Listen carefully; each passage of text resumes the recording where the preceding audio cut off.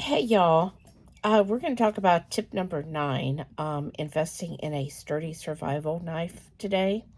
Hi, I'm Sheri Richardson from Experimental Homesteader Exotic Gardening, SheriAnnRicherson.com and buyinyourblogthonbash.com, and welcome to our daily vlog.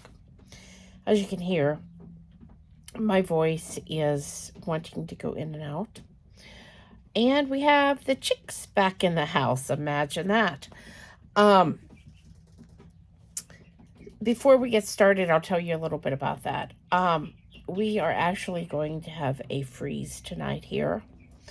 It was down in the 30s last night and the night before, last night, and tomorrow night it's going to be in the 30s and tonight. The chicken tractor that we made does not have a place where they can bed down and be warm. So we decided to bring him back in the house. We also had one other incident. We lost a chick yesterday. And when we had the incident on Saturday where somebody messed with our chicken tractor while we was gone, one of our birds ended up injured. And I don't know what happened because I wasn't here. But I had brought that chick inside and had it in quarantine.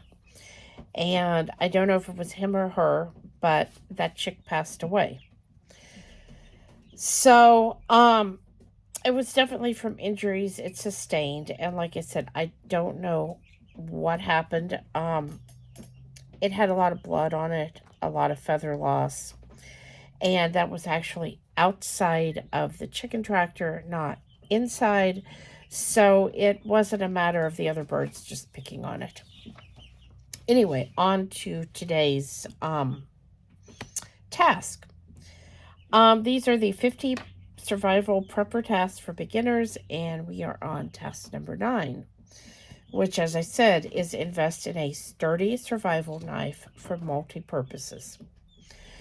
When you have to live in survival situations, you're going to find out that a knife comes in really handy for so many different reasons.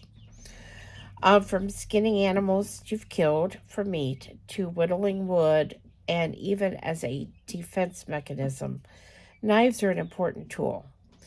And I know some of you are thinking, there's no way that I would kill an animal for survival. I wouldn't know what to do with it. If you found yourself in that situation, you might find out that you feel a little bit differently. And it's always a good idea to kind of read and learn and figure out what you have to do, because some animals have glands and things in them that you don't want to rupture because that will taint the meat. Other animals don't have that. So you might need a knife for helping to build shelter. You might need it for first aid purposes. You might not know how to whittle. Now, my Grandpa King whittled when I was little, and even though I was very, very little, he taught me how to handle a knife and do a little bit of whittling. I'm not very good at it. I haven't practiced. He was very, very good at it. So practicing how to hold a knife and a piece of wood and doing some whittling is a really good idea. You obviously don't want to cut yourself, or worse, cut a finger off. So it does take practice, especially if the knife is pretty sharp. You want to make sure you have access to a multi-type tool or a variety of knives that can help you survive in any situation. Know the difference between a fixed blade knife and a folding blade knife. Have a way to sharpen your knives and know how to sharpen your knives. If a survival event lasts a long time, the knives will become dull and useless. And if you don't know how to sharpen a knife, you can actually do more damage than good with it. So you want to have the tools to sharpen the knife, and you want to know how to do it.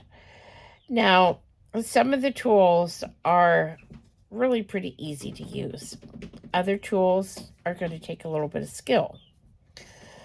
Some knives are, again, really easy to sharpen. Other knives, you're going to have a little bit of skill to know exactly how you want it sharpened and what you're using it for. I have seen some knife sharpening tools where you just literally drag the blade across it and it's good to know. It's good to go. Those are simple knives to sharpen. Getting the angle just right, getting the sharpness just right, that takes practice. I always say, don't wait until the event happens to decide that this is the time that you need to learn a new skill. If you're already in a survival event, if you're already panicking, you're going to make mistakes. You're going to be feeling like, oh my gosh, I need this knife sharpened and I need it right now. And then if you mess the knife up, what are you going to do? What if you break your knife trying to sharpen it? Then what? What's your next step? So choose yourself a survival knife that will take care of several purposes. Think about the different ways you're going to use it. Like I said, skinning animals and butchering so you can have something to eat is going to be a huge consideration. Bones can be very difficult to cut through, depending on the animal, of course. And if you've got to cut through those bones to be able to eat that animal and your knife can't do it, you've got a problem. If your knife is too big for whittling wood and you need to whittle wood for some purpose, such as, like I said, making a shelter, you don't need this great big huge machete to build shelter with. On the other hand, a little tiny pocket knife isn't going to be appropriate either. So, think about what your needs are going to be.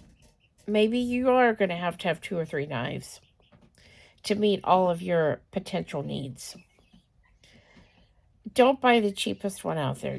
Don't go on Amazon and buy a $3 knife.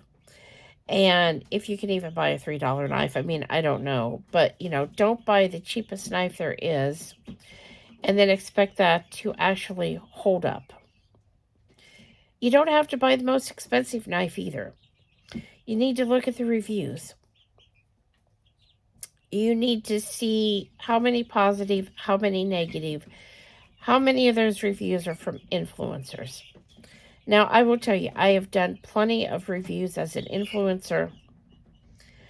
I have upset some manufacturers because some of the products that I've been sent have just been crap. And I try really hard to look at the positive things. Try to think about, well, this might not be good forever and ever. But if I'm just buying it to practice with, to get the feel for it, to see what I think about it, that might be okay. And then to upgrade later. But again, that was way before COVID and the lockdowns and all the shortages and the things that are happening now. That was back when, yes, something could have happened, but the horizon was looking pretty good that nothing was going to happen. So they wanted to send me a product and, okay, this is good for this purpose. Long term, you're definitely going to want to upgrade. So, like I said, look at those reviews. Some of the manufacturers really pressure the reviewers to turn out their review in 3 days. It's really hard to give a thorough review of a product, especially something like a knife, in 3 days' time. So, and don't just look on one site. Like, don't just go to Amazon and say, oh, look, this has 100 positive reviews and no negatives. I'm going to get it. Google the name of that product. Get up on YouTube. Do all the things to make sure that the product that you are buying, if you're buying it for your long-term survival needs, are going to meet those needs. So anyway, guys, please subscribe, thumbs up, thumbs down, comments below. Thanks for watching, and have a great night.